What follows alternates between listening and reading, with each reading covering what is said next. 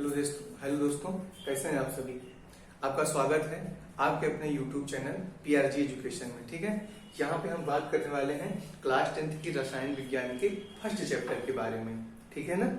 तो यहाँ पे हमारा जो फर्स्ट चैप्टर है वो फर्स्ट चैप्टर का क्या नाम है, यहाँ पे हम देखते हैं चैप्टर फर्स्ट। और चैप्टर फर्स्ट रसायन विज्ञान का है और इसका नाम है इसका नाम है भैया रासायनिक अभिक्रियाएं। क्या है? रासायनिक अभिक्रियाएं एवं समीकरण। ठीक है, रासायनिक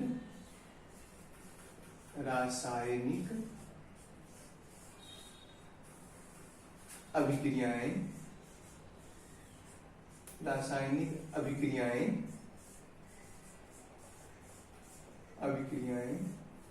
एवं समीकरण। ठीक है भैया, एवं समीकरण मतलब केमिकल रिएक्शंस एंड इक्वेशन। ठीक है ना, केमिकल रिएक्शन एंड इक्वेशन, ये है हमारे चैप्टर का नाम। ठीक है, तो आइए अब हम जान लेते हैं कि रासायनिक अभिक्रियाएं क्या होती हैं। ठीक है ना, क्योंकि जो चैप्टर का नाम है रासायनिक अभिक्रियाएं। ठीक है, आप लोगों ने अक्सर देखा होगा कि दो या दो से अधिक पदार्थों को जब हम मिला देते हैं, ठीक है ना, जब हम आपस में मिलाते हैं, आपस में क्रिया कराते हैं, तो एक नया पदार्थ बनता है, कोई नया पदार्थ बन जाता है। ठीक है ना, तो इसी प्रक्रिया को हम क्या बोलते हैं? रासायनिक अभिक्रिया बोलते हैं। ठीक है ना, जब हम दो प्रकार के पदार्थ को लेते हैं, जैसे मान लीजिए भैया कि हमने क्या लिया, हमने H लिया। H का मतलब क्या होता है? हाइड्रोजन। और हमने O लिया, O का मतलब क्या होता है? ऑक्सीजन। अब इनको एक निश्चित अनुपात में मिलाएंगे, संतुलित करेंगे। इन दोनों को हमने क्या किया? जोड़ दिया, ऐड कर दिया, तो हमारा क्या बन जाएगा? एक रिएक्शन हुआ, इन दोनों को हमने मिलाया, मिलाने के बाद हमारा क्या बन गया? H और O हो गया ना। अब देखिए, क्योंकि एक चीज जानते हैं, कोई भी, अभी आगे हम आपको चर्चा करने वाले हैं, कोई भी नवजात ऑक्सीजन नहीं रह सकता। मतलब अकेले कोई भी, हमने जो परमाणु पढ़ा है 9th क्लास में, ठीक है ना, परमाणु क्या होता है? परमाणु को जब हम चर्चा करते हैं तो परमाणु यही होता है ना कि वे पदार्थ, वे छोटे से छोटा कण, किसी भी पदार्थ का वह छोटा से छोटा कण जो क्या होता है, जिसका और भाग ना किया जा सके। ठीक है, जिसका और भाग ना किया जा सके, उसे हम क्या कहते हैं? परमाणु कहते हैं। यही ना होता है। लेकिन बाद में जब आगे हुआ कि उनको भी तोड़ा गया, इलेक्ट्रॉन, प्रोटॉन और न्यूट्रॉन में। ठीक है ना, लेकिन उसमें एक कंडीशन थी, उसमें कहा गया था कि परमाणु कभी भी स्वतंत्र अवस्था में रासायनिक अभिक्रिया में भाग नहीं ले सकता है, वो अणु लेगा। ठीक है ना, तो वही बात हम यहाँ पे करने वाले हैं। तो इसलिए हमने क्या किया? एक और ऑक्सीजन ला दिया, तो यहाँ पे हो गया H2। ठीक है, और यहाँ पे हाइड्रोजन भी अकेले नहीं रहेगा, तो यहाँ पे हमने ला दिया। अब देखिए, अब ये दोनों ने क्रिया किया और क्रिया करने के बाद यहाँ पे बना H2O। लेकिन अभी आगे सारी चर्चा होगी क्या कैसे हो रहा है। लेकिन एक चीज देखिए, यहाँ पे दो ऑक्सीजन है, बट यहाँ पे एक ही ऑक्सीजन है ना। इस चैप्टर में हम यही बात करने वाले हैं मेरे भाई कि ये सब हो क्यों रहा है और हो कैसे रहा है। ठीक है ना, तो देखिए यहाँ पे हमने क्या किया, ये दो ऑक्सीजन था तो इसको भी दो ही रहना होगा। यही बात हम यहाँ पे क्लियर करेंगे।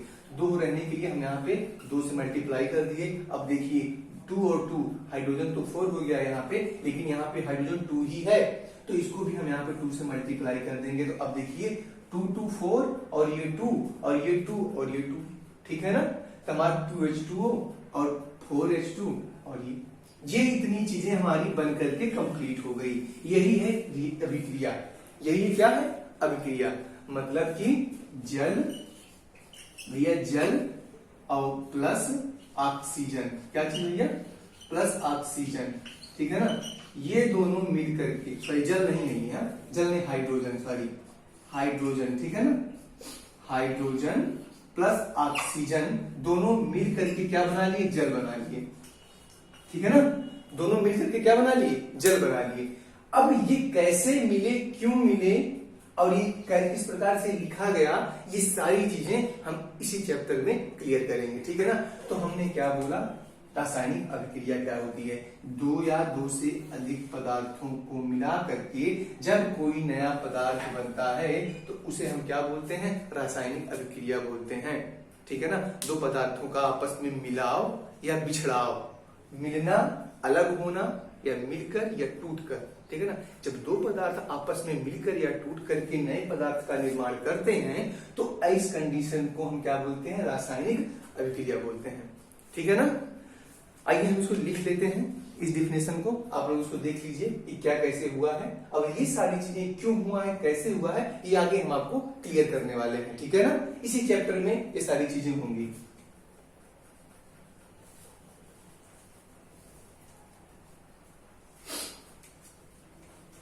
ये भाई ये देखिए आगे आपका रासायनिक अभिक्रिया की हम लोग डिफिनेशन लिखते चलते हैं। छोटी सी डिफिनेशन क्या होने वाली है रासायनिक अभिक्रिया की।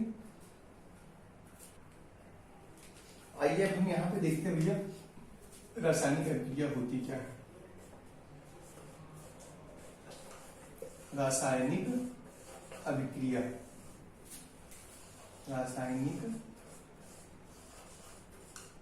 अभिक्रिया, ठीक है ना? अब देखिए रासायनिक अभिक्रिया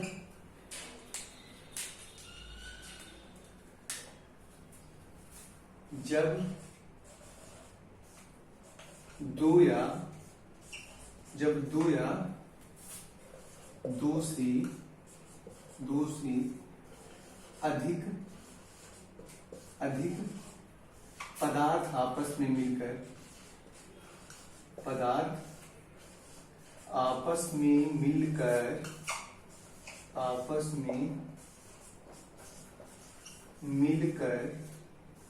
या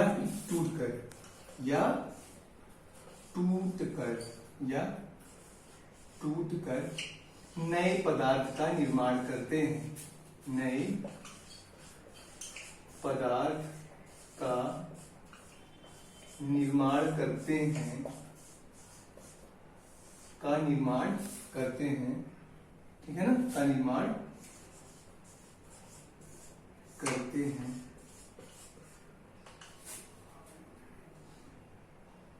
तो यह प्रक्रिया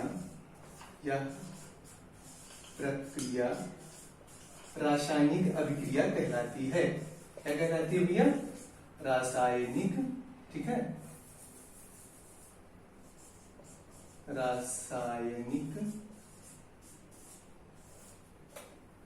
रासायनिक अभिक्रिया कहलाती है, अभिक्रिया कहलाती है। ठीक है मेरे भाई, समझ गए आप लोग? क्या हुआ?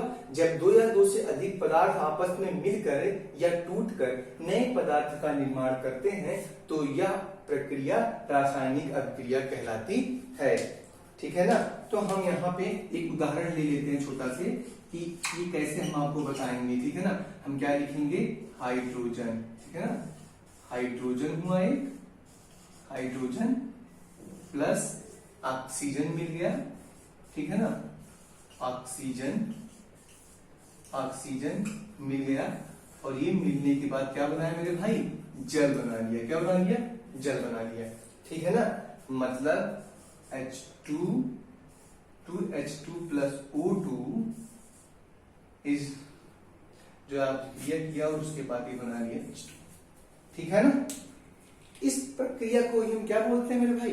रासायनिक अभिक्रिया बोलते हैं। ठीक है ना? क्या बोलते हैं? रासायनिक अभिक्रिया बोलते हैं। ठीक है? गर्मी बहुत ज्यादा लग रही है, गर्मी का तो मौसम ही चल रहा है, तो ठीक है ना? ये हो गया हमारा। अब हम जल्दी और आगे इसमें क्या होने वाला है, किस किन टॉपिक पर हमें चर्चा करनी है, वो सारी चीजें हम यहाँ पे देखने वाले हैं। ठीक है ना? हो गया ये। अब आगे हम चलते हैं इसके बारे में। ठीक है ना?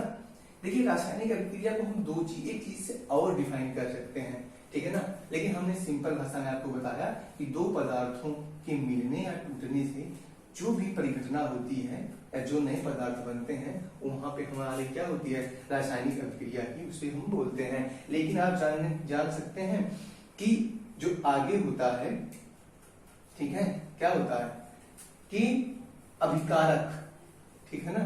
जब दो या दो से अधिक अभिकारकों के मिलने या टूटने से, ठीक है ना, नया उत्पाद बने, क्या बोलते हैं उसे?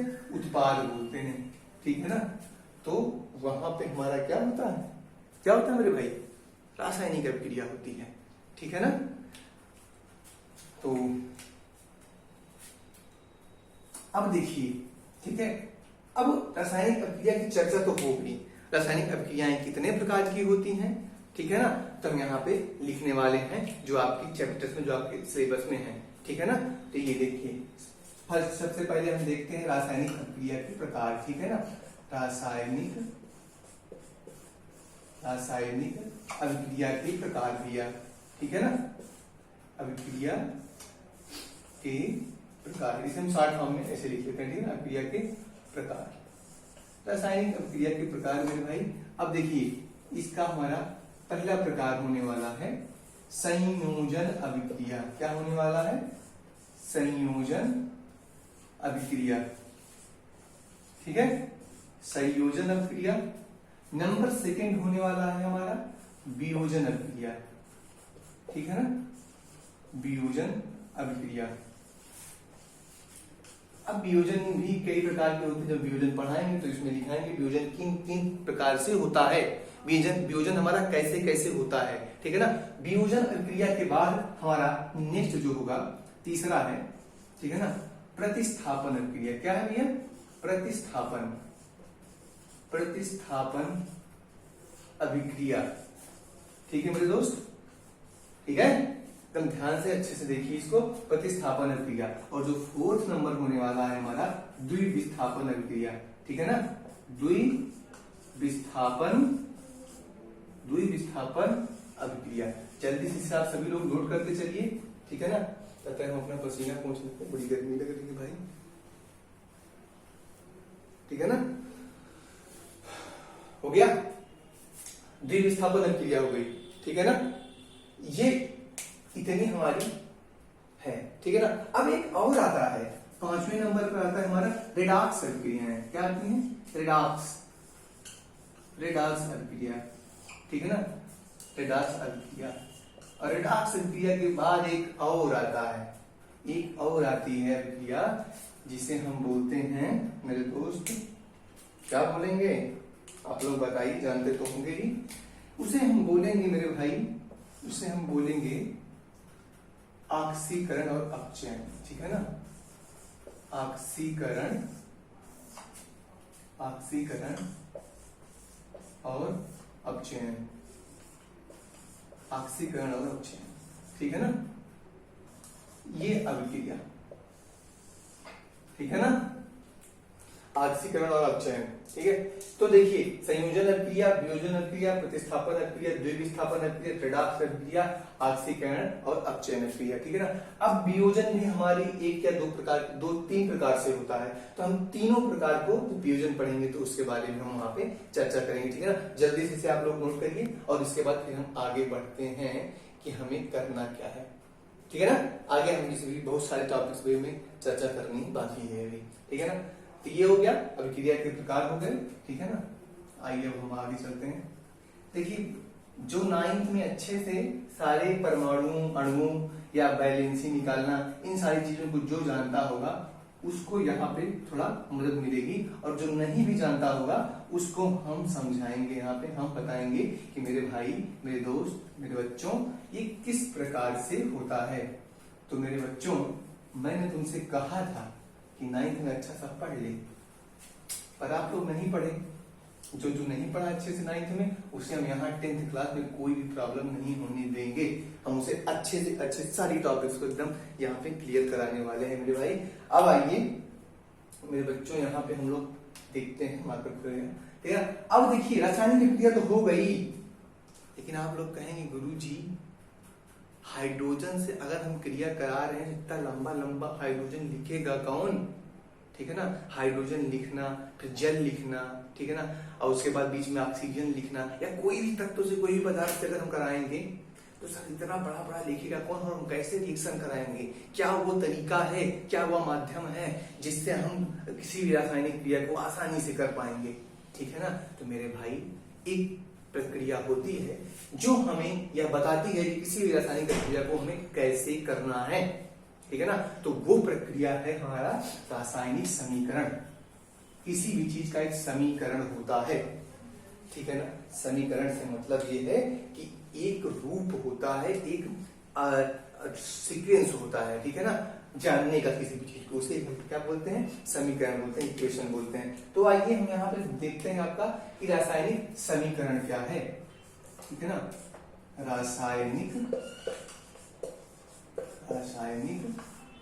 समीकरण मेरे भाई, ठीक है ना, रासायनिक समीकरण, ठीक है ना। ये हो गया रासायनिक समीकरण क्या है। एक बात ये भी आती है, आपकी किताब में लिखा गया था रासायनिक समीकरण क्या है। रासायनिक अभिक्रियाओं का प्रतीकात्मक रूप, वही है रासायनिक समीकरण। किसी भी रासायनिक अभिक्रिया को प्रतीक रूप में लिखना, सिंबल रूप में लिखना ही क्या होता है, रासायनिक समीकरण होता है। और ये वही प्रक्रिया है जो रासायनिक अभिक्रिया को पूरी तरीके से आसान बना देती है, ठीक है ना। तो यहाँ पे देखते हैं भैया क्या बोलेंगे हम यहाँ पे, ठीक है ना, क्या बोलेंगे हम यहाँ पे कि रासायनिक अभिक्रिया का प्रतीकात्मक रूप, क्या बोलेंगे मेरे भाई, रासायनिक अभिक्रिया का प्रतीकात्मक रूप, रासायनिक अभिक्रिया का प्रतीकात्मक रूप, प्रतीकात्मक, ठीक है ना,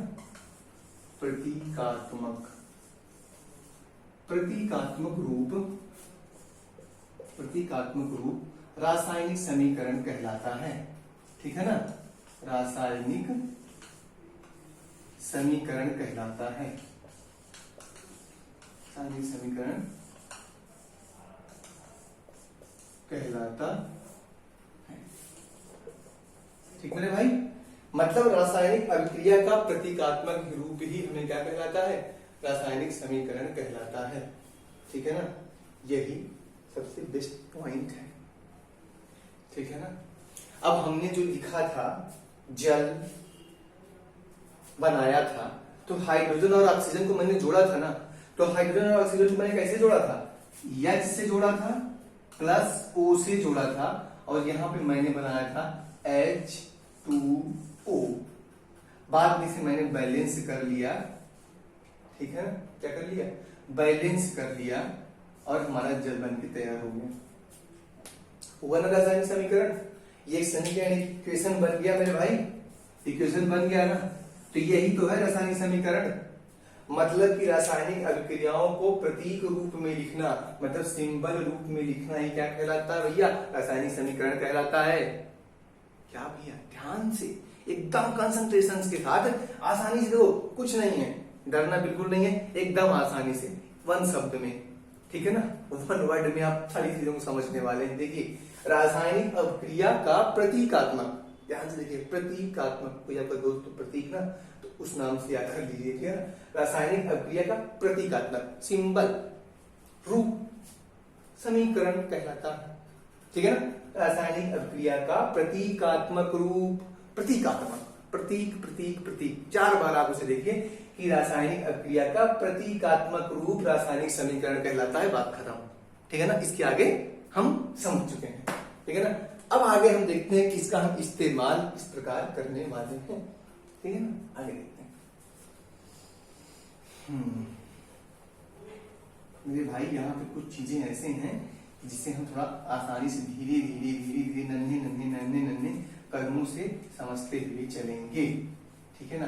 अब देखिए, हमने जो कुछ भी रासायनिक अभिक्रिया के बारे में आपको बताया था, समझाया अभी, ठीक है ना, तो उन चीजों को, रासायनिक अभिक्रिया के प्रकारों के बारे में जो भी मैंने आपको जो भी चीजें बताई, ठीक है ना, हम अभिक्रिया के बारे में पढ़ेंगे, लेकिन थोड़ा टाइम लगेगा, ठीक है ना। उसके पहले, ठीक है ना, उसके पहले हम यहाँ पे जान लेते हैं, क्या जान लेते हैं, उसके पहले हम यहाँ पे जानते हैं कि रासायनिक अभिक्रियाओं में जो समीकरण आए हैं उन्हें हम संतुलित किस प्रकार करेंगे, ठीक है ना।